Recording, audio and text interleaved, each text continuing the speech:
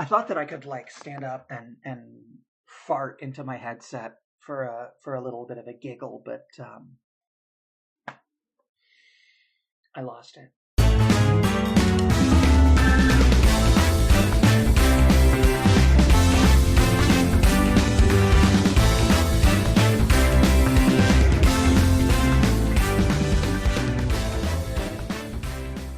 I owe the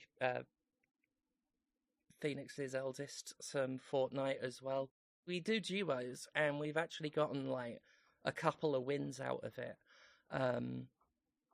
Just this team of two people at extreme ends of the age spectrum, but both sort of relatively comparative skill level, and we've done all right. But yeah, I've basically got to do this and get a couple of rounds of Fortnite within the time allotted to me before this migraine kicks in.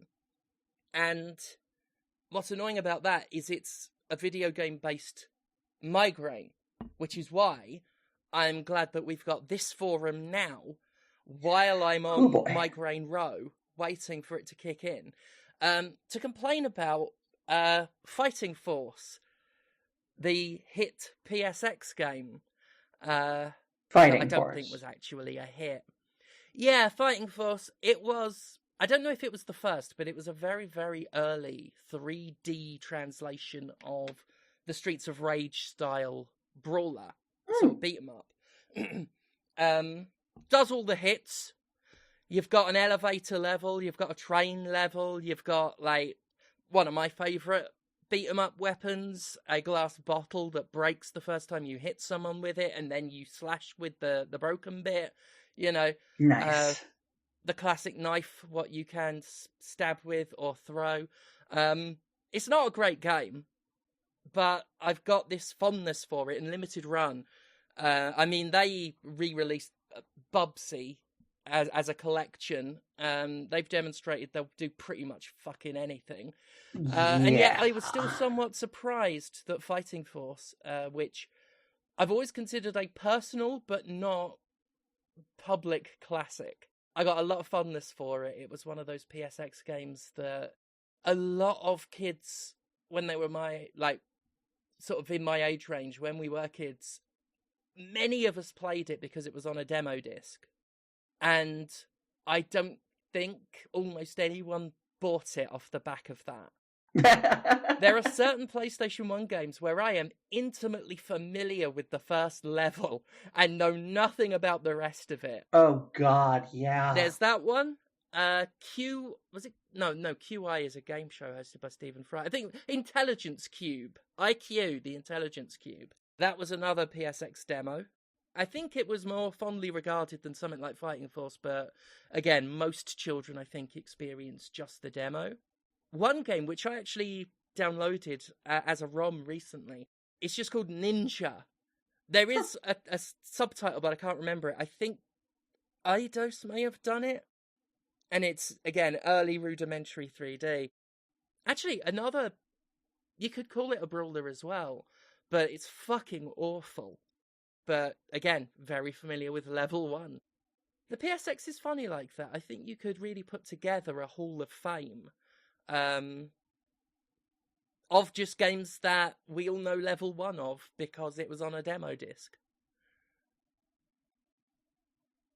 Fighting Force, we should get onto those PSX, but just because I realised I started a thing and I'm going to snip the end off it now. Fighting Force gave me a migraine. The train level, obscene flickering lights that you don't get warned about. Within 30 seconds of booting it up today, because I was saved at the train level, within 30 seconds, the first light flickering, I started getting the partial blindness I get where I can't read words. Oh, that fucking sucks, though. Mm-hmm. It's always the ones you love that hurt you in the end. I mean, yeah, I have a large amount of, like, cramping in my hands and fingers and wrists from not wanking. I wasn't going to say it. It's from playing a lot of Street Fighter and not from excessive wanking. I too have hand hurt because of not that. Actually, quite genuinely, once the hormones kicked in, I just started wanking a lot less, which, to be honest, is a godsend. I'm trying to remember the last time I had a little time alone with Rosie Palmer. Shaking hot white coconuts from the veiny love tree. Not one of mine. That was a League of Gentlemen one. But it is possibly my favourite euphemism. Manhandling the ham candle is one that I like. Oh, that's a nice one. I've not heard that one. That's a good one. Yeah, that's a good one. Another League of Gentlemen one was spraying your belly with sticky white love piss. If you watch like the first 5 minutes of the first episode of Letterkenny, oh yeah, it's like, how many times you pulled your horn today? Ballpark 6 to 8, you're a fucking animal. Go to the kitchen, mix a batch, feed the ducks, play a little 5-on-1, distribute some free literature. I haven't watched Letterkenny in years. I'm well overdue a rewatch. I watched through the whole thing once in 2019, and every now and then remember it was a thing and want to go back and rewatch it because I tell you what else of it was quite good. Yeah, it's pretty funny. Yeah, made me laugh. And like the thing is, like it has a way of influencing the way people talk if they watch it enough. Like there's this guy that I used to work with, and I'd see him, and we'd do the "How are you now? Good, and you? Not so bad." Or I'll just find myself going about my house, and one of my vocal stems is actually McMurray's a piece of shit. Oh, that was one of my favourite running quotes, was the McMurray's a piece of shit. McMurray is a piece of shit. Good stuff. Oh, dear. Welcome, by the way, listeners, to the Welcome to the Diaries. Trashgirl Diaries. It's been a minute. It's my fault that it has been. I'm Stephanie Sterling. If you know who I am, then I apologise. And I'm joined, as always, by Elsa Farron. That's me. How are you? It's funny. Since the last time we recorded, I have become Mrs. Elsa Farron. Oh yes, of course. Congratulations. Thank you. I've been wedded to a delightful little NB that I met in your Twitch chat. It is surprising how many people have gotten together off the back of my work. Right? Yeah. And there have been sort of dry periods in my life where people are like, oh, thank you so much for bringing us together. And I'm like, yo, it's good for you, isn't it? But I'm cramping my hand, excessively wanking. When does Steph get her share? You know what? Like, if you ever find yourself back in America for any reason, I don't know what fucking reason, but hey, the offer is as open as me and my bed. Mm-hmm. Lovely stuff. I feel I should take a 10% finder's fee. I don't think that, by the way, in case anyone thinks that I'm being serious. If you have found love through my community or bonding in any way over my work, I do not believe I have prima nocta. Yeah, but here's the thing, right? If you do accept that, if you do take a finder's fee, like, is that in minutes in the sack? Or is it like in a quantity of fluids? Do you want some of the dinner that we had on our wedding night? Yes to the third one. Dinner, or certainly a recreation of what was eaten. As far as the sex goes, I think I'll take a flat rate one session, because if I did it in minutes, it would sound like too much. Because of my legendary staying power. Yeah, that's the thing. I have heard stories. I've heard myths told around campfires of just your Angela White levels of stamina. Look, I'm not Sting. I'm not at, like, Sting levels of tantric mayhem. But I was built robust. And Robust. people have gotten... They've gotten their money's worth out of me. I should charge for it, to be honest. I'd pay. I do quality work, artisanally crafted from source materials. Anyway, what PSX games do you remember from having done a demo of it? Oh, it's funny you should ask. Because there's just the one that, like, is so far above all of the others. And it is Tekken. Ooh. The original Tekken. Mm. Because what the demo for Tekken would do, you could only play very specific matchups and it would choose your character for you. It would boot up a fight between Law and Nina. And if you wanted to play Nina, then fuck off because you're playing Law. And I only got to play it once, like the demo at least. I only got to play the demo of Tekken once. But me and these two dudes that I had met, we wore that out. Just passing the controller back and forth. Law and King, I seem to recall, were the characters that we liked the most. I liked Yoshimitsu because he bounced on his sword and he looked like he might have been some sort of robot. The lore of Yoshimitsu is so... It's pretty silly. And it, like, dates back to the character being in Soul Calibur and a bunch of other stuff. The short version is that Yoshimitsu is just a dude. He may or may not have some sort of robotic prosthetic, but I'm pretty sure he's just, like, a guy. It's not a fun explanation.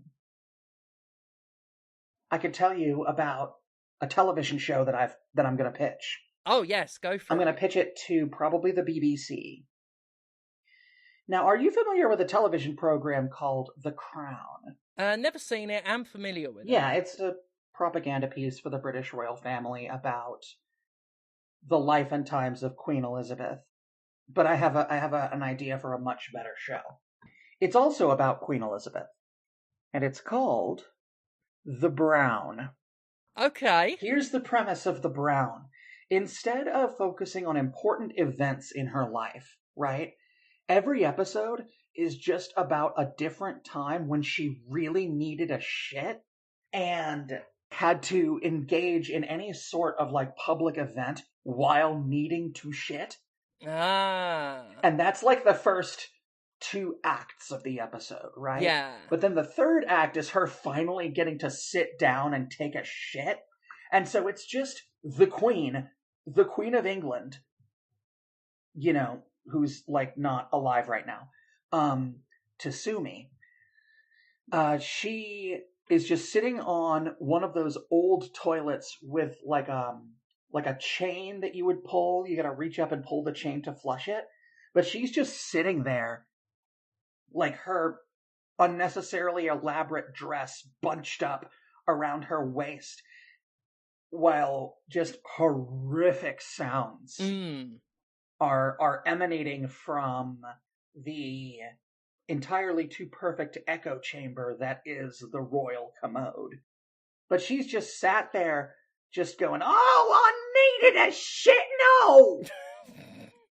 Amazing, like, 1-to-1 impersonation of Queen Liz. Yeah, no, that's what she sounded like, right? Oh, She yeah. sounded like an old tiny Like, tavern oh, woman. Philip, you fucking bastard! You fucking bastard!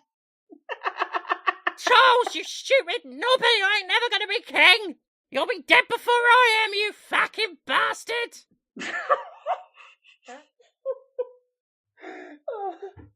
Oh gosh. There may be a very special episode where it's Princess Diana instead, who just really needs to take a shit. But, like, she gets half of the episode just dedicated to how good it feels to finally take a shit. Oh, that episode could be called The Crowning. I sat on that the whole time. I was like, you know what? I am going to drop this the way Liz drops that turd, and I will be heralded, championed throughout town. Queen Poo. Queen Poo. Just imagining the sound of like an enormous fat fucking turd like plunking into the toilet water, and then like Princess Diana just raising her hands in triumph, like ah!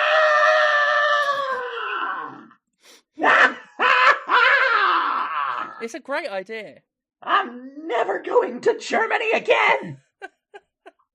I don't know why I thought, like, what's the kind of food that would produce like a turd the size of a rugby ball?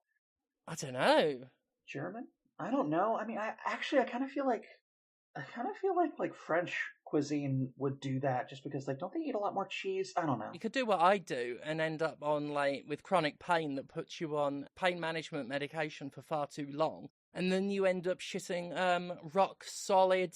It could only be described as the barrel of a tank's gun, comparable in size and explosion radius.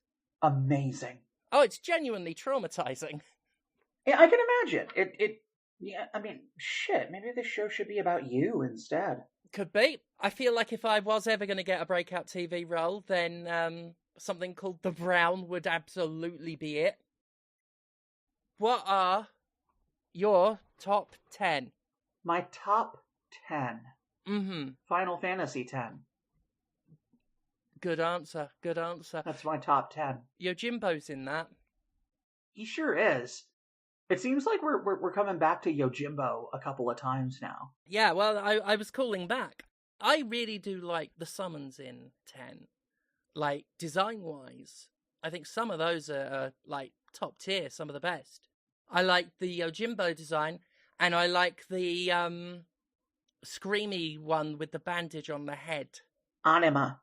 Yeah, Anima. That one looks proper fucked up. I actually was thinking of getting her tattooed on my back.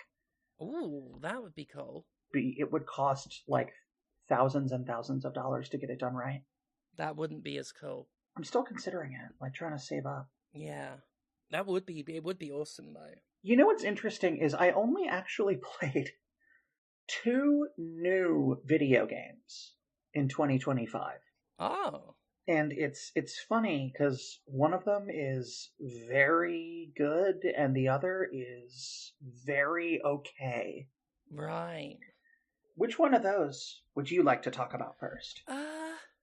Let's start with the okay so that we can trade up to good. There we go. And also, like, it'll be fun because I'm the only person who will ever talk about this game. So, Netflix has original video games now. Oh. Mm-hmm. You can play them on your tablet or your phone if it's like a good enough phone.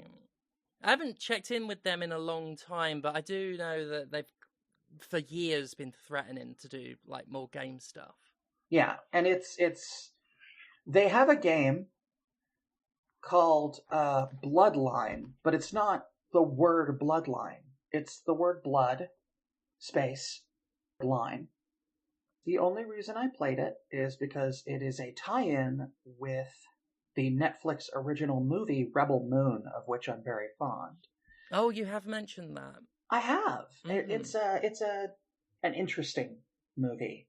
If you ever wanted to see the bad guy from the first Deadpool movie naked, then there you go. Have you ever played a twin stick shooter? Many, many times. Yeah, then you played this. Oh, okay. And like the thing is, it's fine. The best thing about it is probably the lore, like the way that it expands on like the actual lore and the mythology of the movies, because it takes place during an uprising against a fascist regime in space. There are 4 character classes. The Banner Guard is the heavy weapons guy from Team Fortress 2. The Evoker is a mage who can throw lightning and fire and stuff. The Forsaken is your like stealth rogue assassin character. And the Kindred is a robot. Imagine if somebody who drew comics in the 1990s designed C-3PO. Mm-hmm. And you've got a basic gist of what the Kindred looks like. Although all of the characters are customizable. And the robot uses a bow and arrow. because it's like a robot. It's a sentient robot that's like very technologically advanced, but it uses a bow and arrow. Yeah. The cool thing about this game, though, the coolest thing about it, other than the gameplay is fine. It has a lot of the trappings of mobile game garbage, right? But it has none of the parts of that where you spend money on it. There's a bunch of in-game currencies, but you earn them by going to different in-game locations and farming them. It has multiple battle passes, but there's no time limit on them. There's no way to spend real money in the game, and there's no FOMO factor. So it's just a twin stick shooter that's all right and is a decent time to play. Okay. It does sound aggressively all right. It is one of the most okay games I've ever played, but like that just means that at its worst, it's harmless. Yeah. And I'd say that that's about right. If it doesn't have any of the gacha microtransaction bullshit, like, it's sad that, like, that's where we are. Where it's like, well, at least it isn't going to try and prey on the vulnerable. Yeah, like, that's just it, though. Like, the bar is so low that this ends up being in, like, the upper echelon of mobile games. There's not even any in-game advertisement. It's weird, because it kind of feels like a video game, On the PlayStation 1, this game would have crushed it. Yeah. And it is sad that even outside of mobile space, in the mainstream gaming space, having a game that's just a game feels like a treat. Right? That actually brings me on to the other game that I played in 2025. I don't know if you've heard of this game, Stephanie, but it is called Clair Obscure d'Expedition 33. I've heard of that. I've heard like a few rumblings about that game. I only say the title in French because 33, which is the French for 33, is just very fun to say. As a native English speaker, that sort of glottal R sound is not something I get to do very often. And, I am from Louisiana, but there's not as much French spoken down there as you might think. But that game's good. Yeah? It's really good. Oh, I've got that thing. Yes! I can see it. I've just got to poddle around the couch to get it. Hang on. Oh, yeah. Oh, you listeners, you are in for a fucking treat. Oh, this is going to be good. Right. So, I do love Clair Obscure. I love that game. And there was a collector's edition for it that seemed incredibly limited, and obviously by the time I played and loved the game and was interested in maybe getting it, it couldn't get it. I think there was like one edition on eBay for like $1,000. But they re-released some stuff from it, and there was like an edition that came without a game, which sometimes I find fucking cheeky, but you know what? To get this shit, I'm alright with it. It does feel a bit silly to have this like fancy metal game case for a game that I own digitally, but I've got it. I can look at it and I can imagine a world where there is a disc inside it. Or I could put a different disc in. I could put a disc of Fighting Force in it. Like a fun surprise. Yeah, people would be like, oh god, I thought it was just going to be Clair Obscure, but Fighting Force, oh, count me in. Right? But it came with some lovely stuff. It's got an expedition journal that's got scribblings and drawings inside, as if it was, the journal Gustav has. Steel book thing for the game case. Something else that I've forgotten. And the pièce de résistance was the monolith from the game. I've got a little statue of the big 33 rocky monolith with the little paintress sort of looking sad at the bottom. Aww. And the really good thing about this is it is a music box. So if I were to wind that up,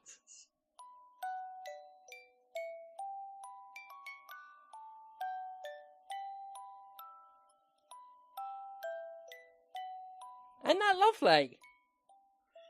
I can't actually hear it, but Oh, did it not come through? I bet your recording software picked it up though. Because I bring that up, right? Because I had a music box once on this show. Oh, you And did, my yes. recording picked it up. You didn't get to hear it, but my recording picked it up. Yeah, well that... Hopefully, the listeners will hear it. It's still going. I've left it on my desk because I wound it too much. Well, that's but fine. It's a pretty little tune. It doesn't sort of impose itself. So I don't think it'll bother anyone. And also, like, what is this if not a music box enthusiasts podcast?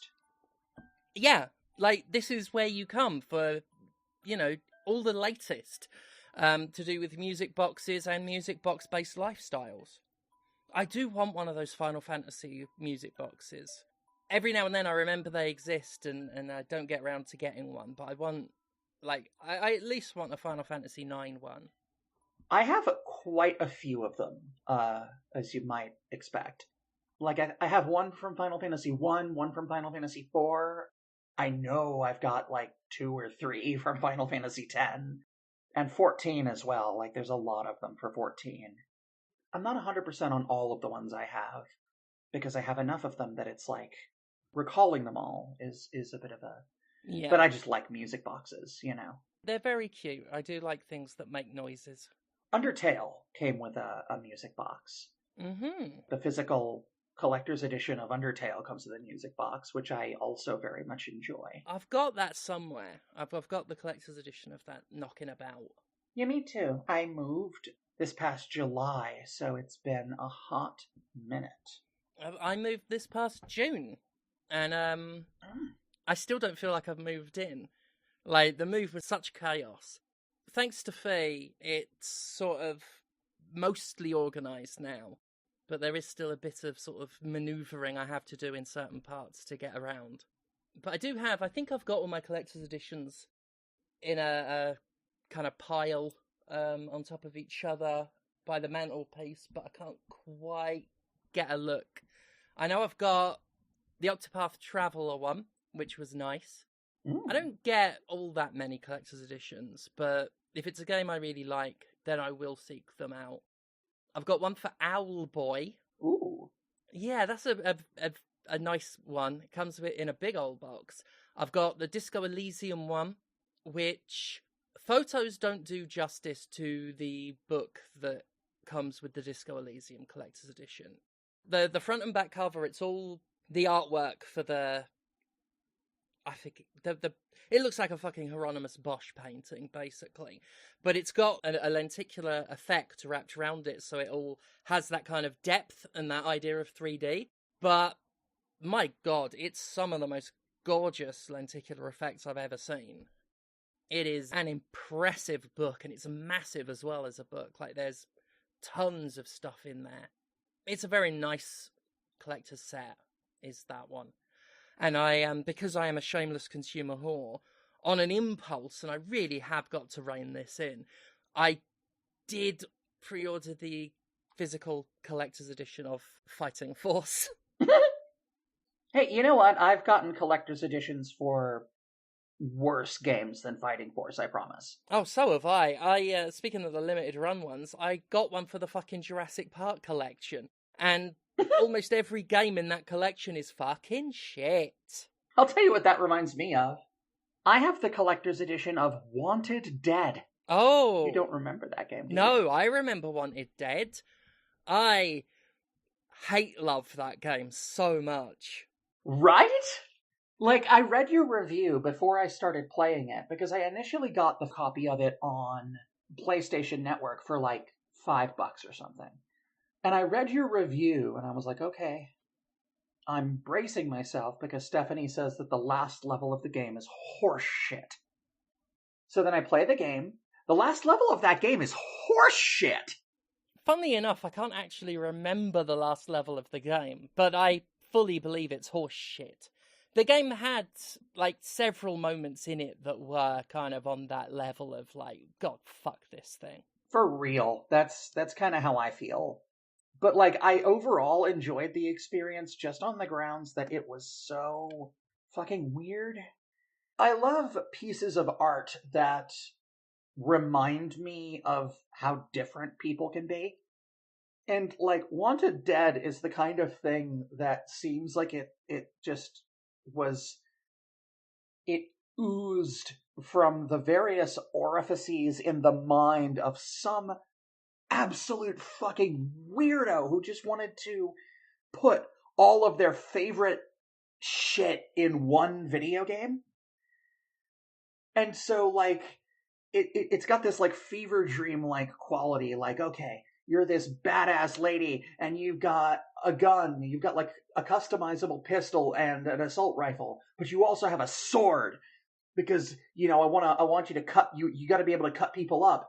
And then but there's also, you work in a police station, but there's fucking cats all over the place because I like cats. And then claw machines. What else? A mini game where you eat ramen The to a ramen beat. minigame is amazing. That's when I realised that the game, as bad as it was also something special.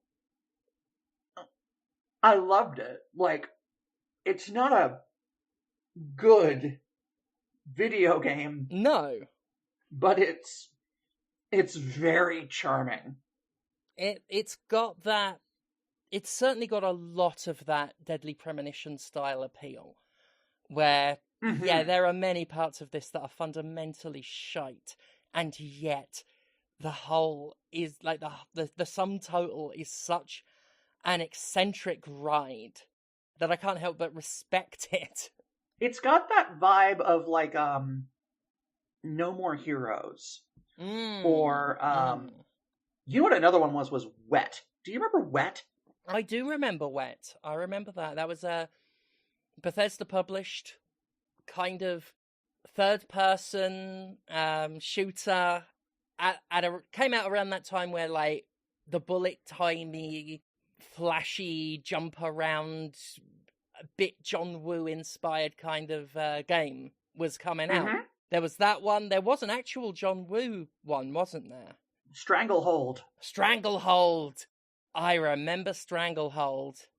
I played through all of Stranglehold. I think I've started Wet a few times and just never finished it. Well, yeah, because Wet is not good. Not good. I like it a lot. I actually, when it was new, I played Wet from beginning to end dozens of times. There was something about it that was just enthralling to me. And I choose to believe that Wanted Dead and Wet take place in the same fictional universe because I want the protagonists of those two games to kiss. Right. Fair. That's my motivation for most creative endeavors. It is very fair. But yes, Claire Obscure, speaking of things, Yes. I mean, because that's just it. You know, a game can be weird and very, like, fever dream theater of the mind type shit, and it doesn't have to be a shit video game on top of that. No. I mean, Claire Obscure, I think, demonstrates it could be all of that, but also be just one of the best games ever made. It's so good. Oh my god, it's so good. And there's so much to talk about. You know, like let me ask you this. Who was your best one? Your favorite character from it? It's hard to pick, you know, because like I'm about to say one and then I'm like, yeah, but were they as good as the other? Like, I know for a large portion of the game I gravitated toward Luna. But I also I really like Monaco and Verso and the kind of old married couple vibe they have. Right? I love them. They're like, they have the way that they bicker back and forth is very cute. It's very charming. And Monaco's like voice actor, like the dry delivery and comedic timing, it's so spot on. That's the other thing, like the voice acting in that game. Again, some of the very best I've seen, or rather heard, like ever. It's really good. Like, you know, the Game Awards are silly and dumb and meaningless. I do find it very funny that there were 6 nominees for Best Vocal Performance this year, and 3 of them were from Claire Obscure. and all well deserved. Like, all well deserved. I thought that they were going to give the award to Ben Starr. Yeah. And then they didn't. Ben Starr is a lovely, lovely boy. If you've ever seen, like, interviews with him, he's a dork. A tremendous dork.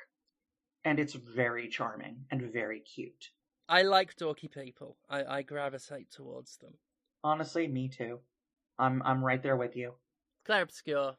Hell of a game. Claire Obscure. Fantastic game. Okay, what was your favorite piece of music from it? Because the music was so good.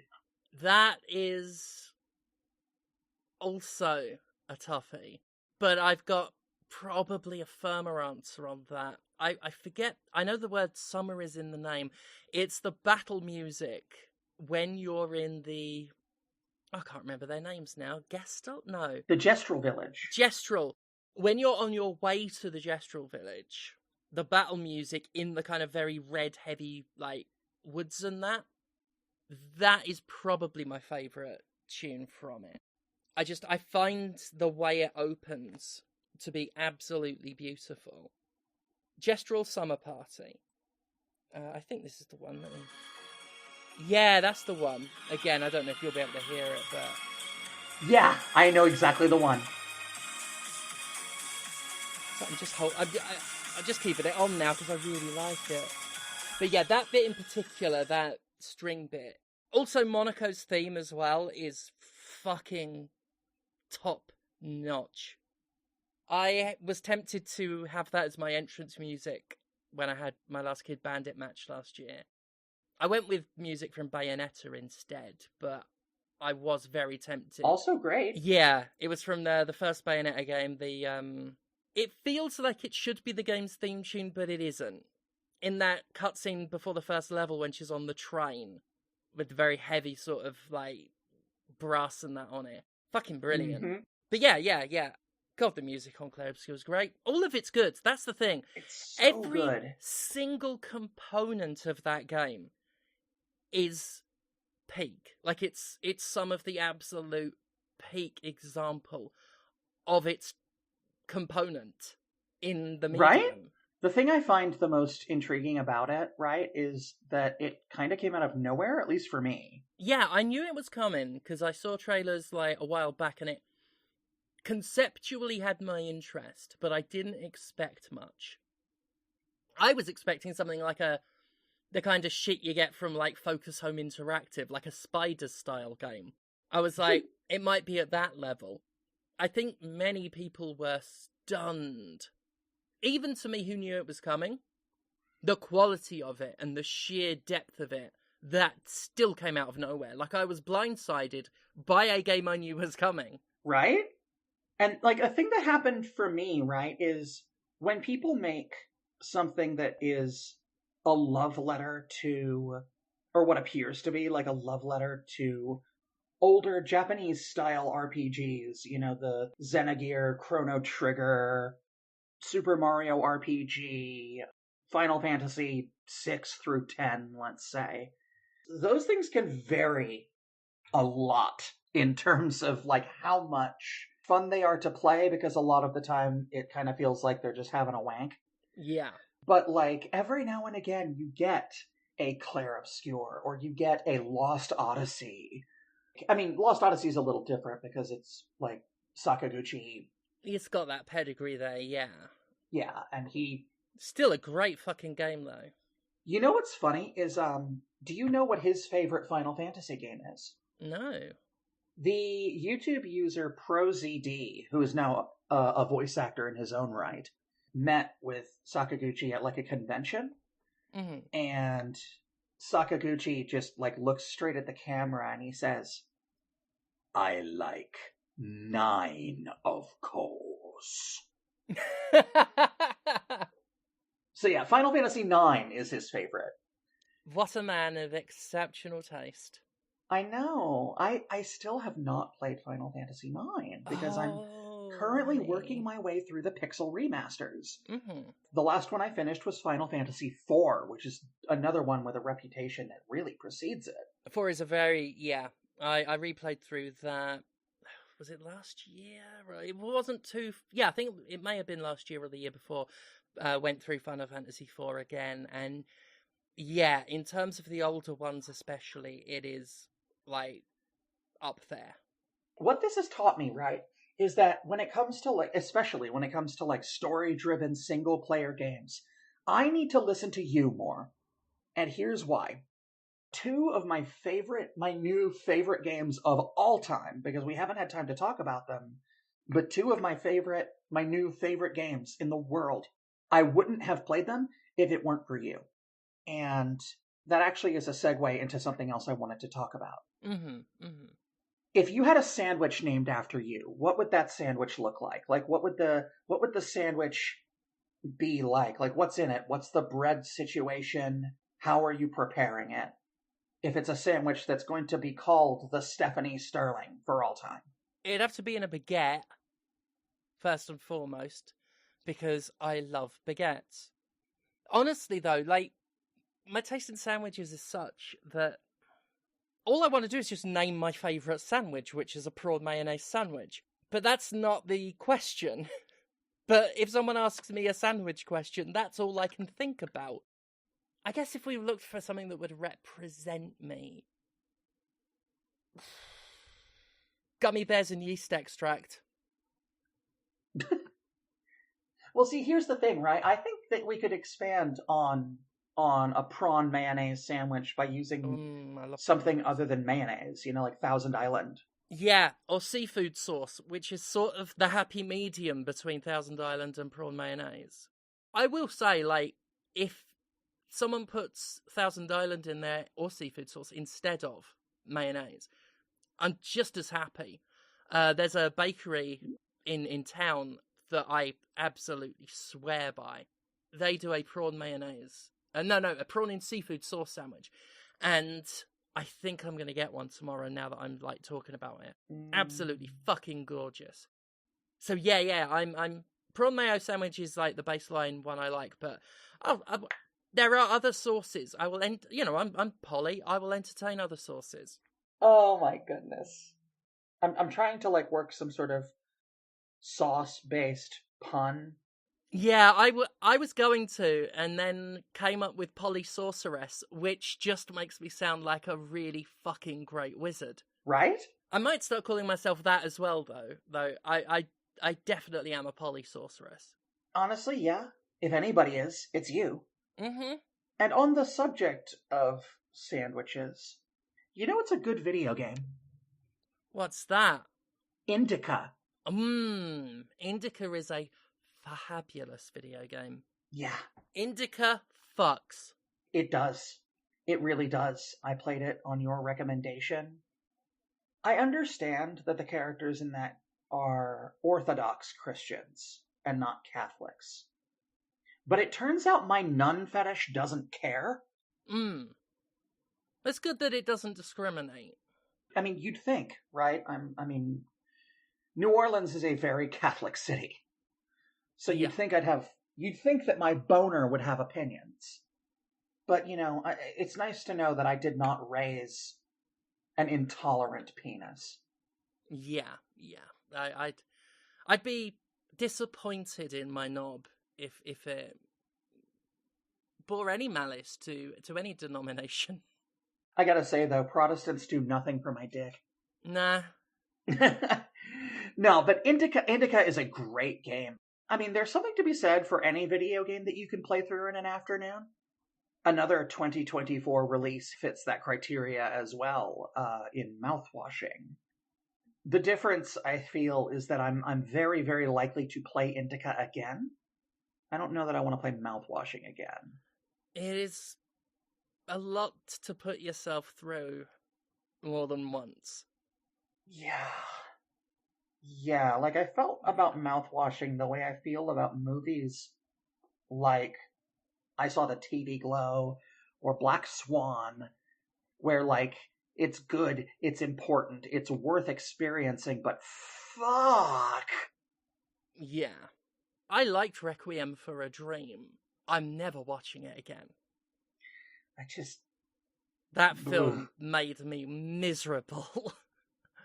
But I'm glad I watched it. But yeah, I'm not watching it again. Yeah, like I said, that's No. me with Black Swan. Same director. Yeah, I did. I watched that one. I saw that one in movie theaters. Don't remember too much about it, but it is quite a thing to go through. Speaking of which, we should probably get to wrapping things up. Yes, because I'm going to have to recover. Being conscious at the moment, it feels like something I'm going to have to go to therapy about. It's just been a fucking rough night. But it's been made all the better for rooting around in the trash with a fellow trash girl of the gender dumpster. It has been an absolute delight. Apologies for not... Well, just for not, as far as this show goes, for so long. But I am delighted we got together once again. And you know what? Whenever you want to do it again. Oh, absolutely. Until then, if you could let the listeners know where and how they could, etc. I still don't have all that much to promote. Yeah. I have a Tumblr account. It is at Aguan, which is Alpha Golf Whiskey. Hang on a second. I can do this. Alpha Golf Whiskey Hotel Alpha November.tumblr.com. And other than that, if anybody is watching or listening to this, rather, because that's what you do with a podcast, you listen to it. You don't watch it unless you're one of those idiots who watches like the Joe Rogan Experience or something. If anybody listening to this is in need of a voice actor, I lack professional experience, but I am a skilled mimic. You are absolutely brilliant. And I know this because the whole time we were talking about Monoko from Claire Obscure, I had to resist the urge to just go, ow, ow, ow. Oh, that's lovely. I mean, yeah, your voices never cease to delight. Obviously, we've had you on my video show before doing a frighteningly pitch-perfect Ben Shapiro. When you say you're a mimic, like, it's almost playing down how scarily good you are. And yeah, for anyone who's working on something and in need of a vocal performer, I would 100% vouch for Elsa any day of the week. You will not go wrong. You say mimic, and I think I'd like to close out with this.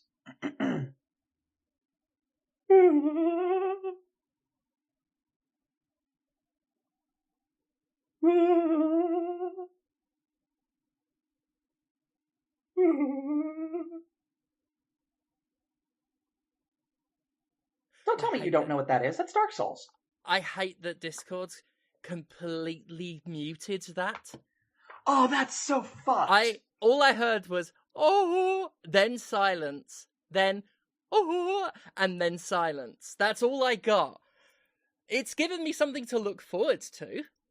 Perhaps. Because I can listen back, when I watch this podcast back, I can enjoy that. I'll pause the Joe Rogan Experience to have a watch of this one. But I'll look forward to hearing what that was, and then I'll be able to say, that's what that was. But yes. If only I could be so grossly incandescent. Oh. Well, now I want to play Dark Souls. Yeah, I started a replay of that. So I can't get back into a podcast. I've got to go and recover from this pain-free, but what will have made me dizzy migraine. Thank you all for listening. Thank you all for supporting. We will see you another time when you next visit us in the Gender Dumpster. Thank you very much. Goodbye. Ta-ta!